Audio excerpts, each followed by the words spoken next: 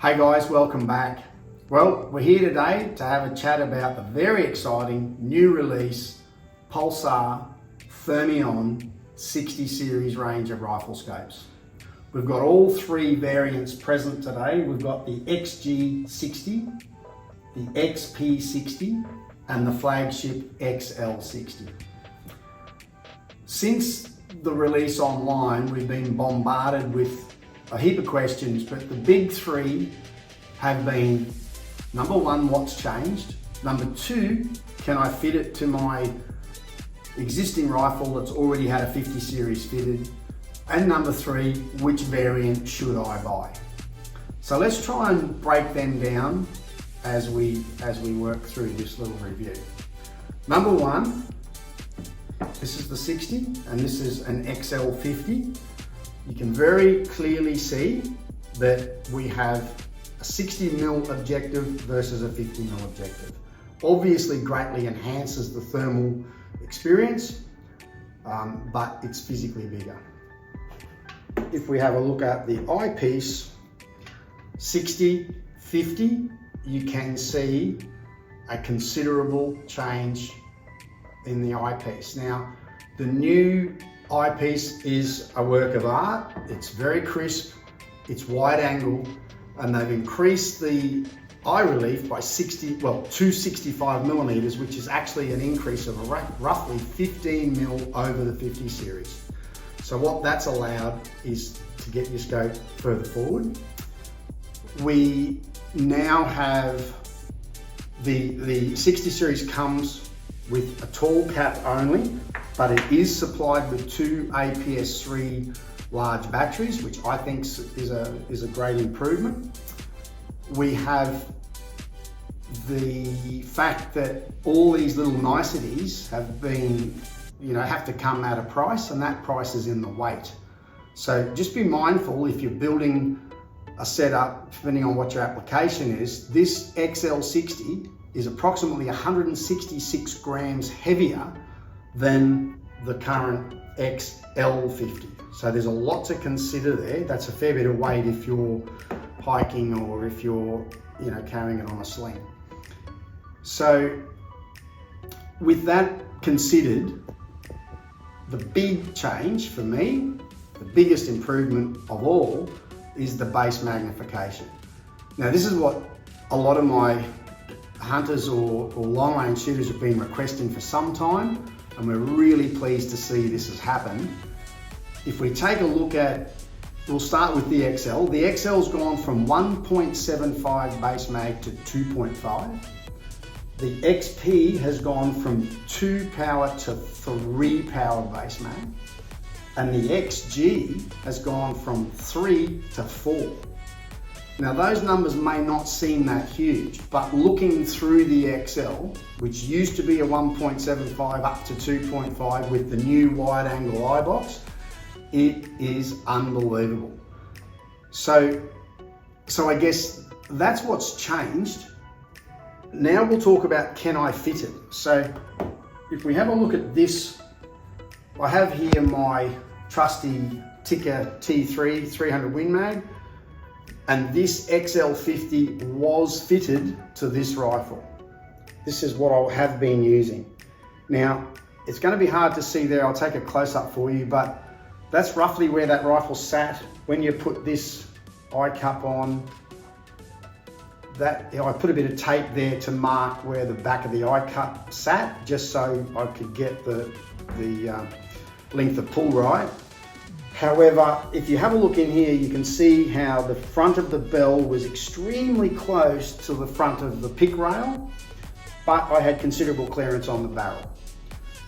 If we take that one off, using exactly the same height mounts as we had before, for those of you that are worried about the new increased objective lens, I fit this back. It's a much nicer fit now because I can centralize the turrets in a traditional mount. I have a huge clearance here in front of the pick rail, and I still have ample clearance between the objective lens and the barrel.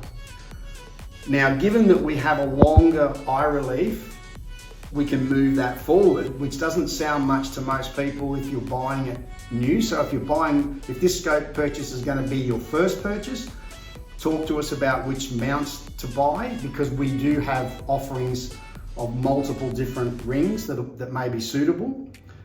But if you have purchased in the past for your 50 series scope, which has a shorter eye relief, you may have needed a cantilever mount.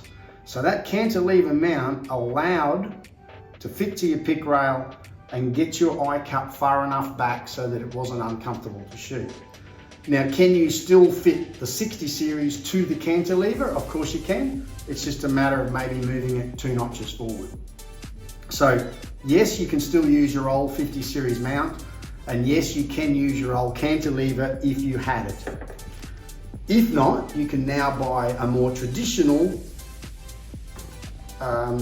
single piece mount, which is what I prefer, and it is very nicely centered.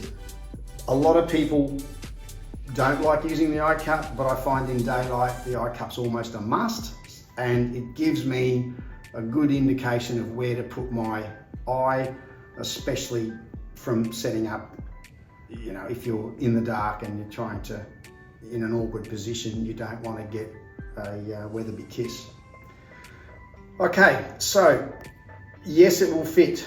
Now, which one to buy? Oh, and on the rail scenario, if you're buying a rifle to suit thermal shooting, try and get a rifle that has a 0 pick rail. If your current rifle has a 20 or 30 MOA rail, I highly suggest that will need to either have a reverse mount to counteract that, but ideally you want a 0. The reason for that is that these scopes have a built-in LRF or laser rangefinder, and if you aim the scope down to start with, which is what happens when you have a 20 MOA rail, by the time you get out to 300 or 400 yards, the ranging box on the laser will be under the crosshair. So if you want that ranging box to be close to where the crosshair is, you need a 0 pick rail. So now if we move on to the big question is, which one do I buy? It's the hardest question of all to answer. And I guess that's why we've sort of got down to saying, we've built a test rig here, which we believe will let our customer have a bird's eye view of what all these different variants are going to offer at a set distance. So with this rig, we can set the crosshair on the same target at say 100 yards or 100 meters, 300 yards or 300 meters, whatever is preferred. We can pick multiple distances, use the same reticle, we can use the same magnification power, and we can give you a real-time view of what that looks like. So you can see them all on the screen at once and go, that's what it looks like with the XG, that's what it looks like with the XP, that's what it looks like with the XL. So I think with that said and done, most people might look through either one of these and say, wow, that's amazing, but they don't get the opportunity to look through the better one or the one with a higher base mag. And we all know that the optimum way to choose a scope would be to have all 3 at your beck and call, but that isn't possible in the real world. To get out on a property, look at an animal or look at the same target on the same night through the same scope, really hard to pull off. So that's why we've done this.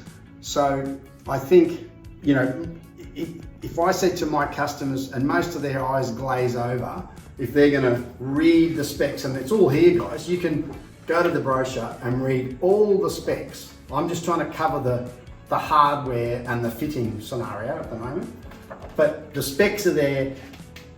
Who wants to know about millikelvins, megapixels, refresh rates, pixel pitch, thermal core resolutions? They're all important facts, but really to me, it's what's in that view when I look down that scope that matters, and that's why we've done this. So I say stay tuned. If you're in the market to purchase a scope now, hop onto our online store, and there are some in stock. We've got a lot more coming, but yeah, you can go online and shop now. Otherwise, stay tuned for our field report on this test rig, and thanks for watching.